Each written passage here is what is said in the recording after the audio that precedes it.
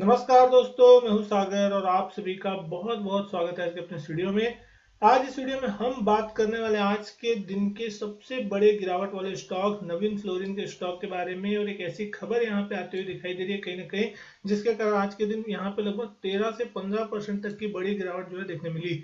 अगर हम बात करें स्टॉक प्राइस की, सबसे पहले तो स्टॉक 3766 पे बंद हुआ। 590 रुपए की भारी भरकम गिरावट, स्टॉक 13.5% से ज्यादा की गिरावट के साथ बंद होता हुआ दिखाई दिया। वॉल्यूम भी जो थे वो तगड़े थे, लगभग 32,46,000 शेयरों के। 52 वीक हाई से अगर आप स्टॉक को देख रहे हैं, 5,950 के लेवल से गिर के स्टॉक अब 3700 के आसपास कामकाज करता हुआ दिख रहा है।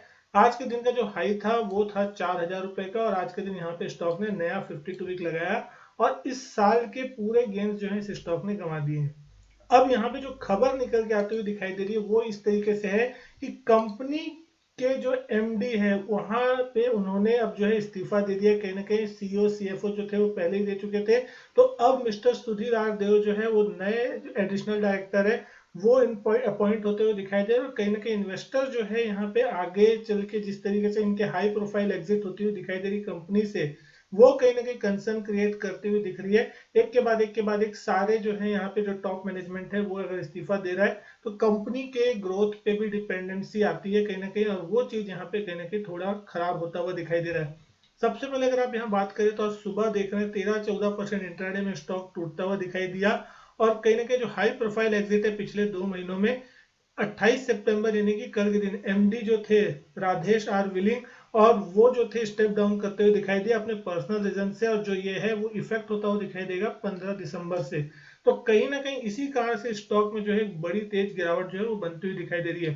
लेकिन अब सवाल उठता है कि क्या ये स्टॉक जो है प्रॉब्लमेटिक होता हुआ दिखाई देगा और गिरेगा, या फिर यहाँ से थोड़ी बहुत आपको स्टॉक में रिकवरी देखने मिलेगी। लॉन्ग टर्म का क्या यहाँ पे स्टॉक का व्यू है उसको समझने की कोशिश करेंगे।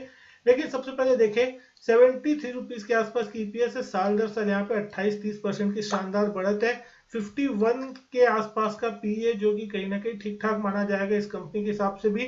और मार्केट कैप 18,672 करोड़ के आसपास का, और सेक्टर पी जो है ऑलमोस्ट 36 के आसपास चलता है।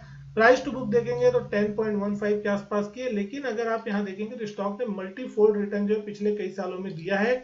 आप यहाँ पे इस कंपनी की स्टेटमेंट देख सकते हैं कंसोलिडेटेड बेसिस पे। पिछले 4-5 सालों से अगर आप देख रहे हैं कंसिस्टेंट ग्रोथ है। 2023 में आंकड़ा बढ़ के 2077 करोड़ की रेवेन्यू का आता हुआ दिखाई दिया। प्रॉफिटेबिलिटी भी देखेंगे तो प्रॉफिटेबिलिटी भी यहाँ पे 375 करोड़ की कंपनी ने पोस्ट की है। तो यहाँ पे ग्रोथ अच्छी खासी है। बॉटम लेवल अगर आप देख रहे हैं 2020 के आसपास के लो लेवल देखेंगे तो उसके मुकाबले यहाँ पे आपको एक अच्छी शानदार रिकवरी जो है कहीं ना कहीं बनती हुई दिखाई दी थी। थोड़ा ऊपर से प्रॉफिट बुकिंग और कुछ पर्सनल रीजन यहाँ पे देखने मिल रहे हैं स्टॉक पे, तो थोड़ा आपको प्रॉफिट बुकिंग देखने को मिल रहा है। प्रोमोटर्स का हिस्सा भी अगर आप यहाँ पे देखेंगे तो लगभग 28% के आसपास का है, जिसमें 3.15 हिस्सा जो है परसेंट वो आपका प्रोमोटर का हिस्सा प्लेज है। एफआईएस का हिस्सा अगर आप देख रहे हैं तो यहाँ पे जो हिस्सेदारी है वो थोड़ा थोड़ा करके एफआईएस यहाँ पे कम करते जा रहे हैं। और पिछले 4-5 क्वार्टर से अगर आप देखेंगे तो एफआईएस यहाँ पे लगातार सेलिंग कर रहे हैं। जून 2022 में आंकड़ा 21% के आसपास का था एफआईएस की होल्डिंग का, जो घट के 18.5% के आसपास आता हुआ दिख रहा है, तो थोड़ा कंसर्निंग है। लेकिन डीआईएस यहाँ पे कंसिस्टेंट बाइंग करे, 20.79% था जून 2022 का होल्डिंग, जो कि बढ़ के 26% के आसपास हो गया जून 2023 में। पब्लिक शेयर होल्डिंग भी अगर आप देखेंगे तो 28% से गिर के 26.7 के आसपास आती हुई दिख रही है। तो यहाँ पे एफआईएस और पब्लिक की तरफ से थोड़ी यहाँ पे प्रॉफिट बुकिंग देखने मिल रही है, लेकिन डीआईएस यहाँ पे इस स्टॉक पे बुलिश नजर आ रहे हैं। स्टॉक प्राइस के हिसाब से अगर आप देखेंगे तो कल के दिन इस स्टॉक की जो क्लोजिंग थी वो 200 दिन के ईएमए के नीचे होती हुई दिखाई दी थी, और आज एक बड़ा गैप डाउन यहाँ पे होता हुआ दिखाई दिया। लेकिन पिछले कई महीनों में जिन लोगों भी ने भी यहाँ पे पोजीशन बनाई वो सारे एक साथ यहाँ पे फंसते हुए दिखाई दी। एक सपोर्ट लेवल जो था यहाँ पे, जो कि हमने हाल में देखा था पिछले 2-3 महीने के अंदर में, कि वो लेवल जो था लगभग 4200-4250 की रेंज, उस लेवल के नीचे जैसे ही स्टॉक खुला लगभग हमने देखा 4000 के लेवल पे स्टॉक खुलता हुआ दिखाई दिया, और वहीं से कंसिस्टेंट सेलिंग। तो दिन भर में कोई रिकवरी नहीं आई, और इसने पुराने भी लेवल जो थे वो भी तोड़े हैं। बहुत बड़े इंपॉर्टेंट सपोर्ट लेवल जो था वो टूटा। और आज यहाँ पे जो क्लोजिंग हुई है वो भी बहुत इंपॉर्टेंट है, क्योंकि अगर हम बात करें तो 3800 के आसपास इसका एक सपोर्ट लेवल था, जो कि हमने देखा था 27 जनवरी 2023 के दिन, यानी इस साल का जो लो था लगभग उसके आसपास की जो क्लोजिंग है उसके भी नीचे जाके इस स्टॉक ने क्लोजिंग दी है। तो अब किस लेवल तक ये स्टॉक टूट सकते हैं, क्या ये गैप फिल होगा या फिर यहाँ पे और फर्दर सेलिंग आएगी। तो जिस तरीके का आज यहाँ पे गैप बना है, एक नेगेटिव न्यूज के कारण बना है, और जिस तरीके से खुलते साथ यहाँ पे एक सेलिंग देखने मिली, और आप वॉल्यूम कैंडल देख सकते हैं, बहुत ही बड़ी वॉल्यूम कैंडल जो है वो यहाँ पे बनती हुई दिखाई, हैवी सेलिंग जो है वो होती हुई दिखाई दी, क्योंकि बहुत से लोग यहाँ पे ट्रैप हुए होंगे। तो वो लोग ने भी यहाँ पे अपनी पोजीशन से एग्जिट करना सही समझा, और एक इंपॉर्टेंट लेवल टूट रहा है।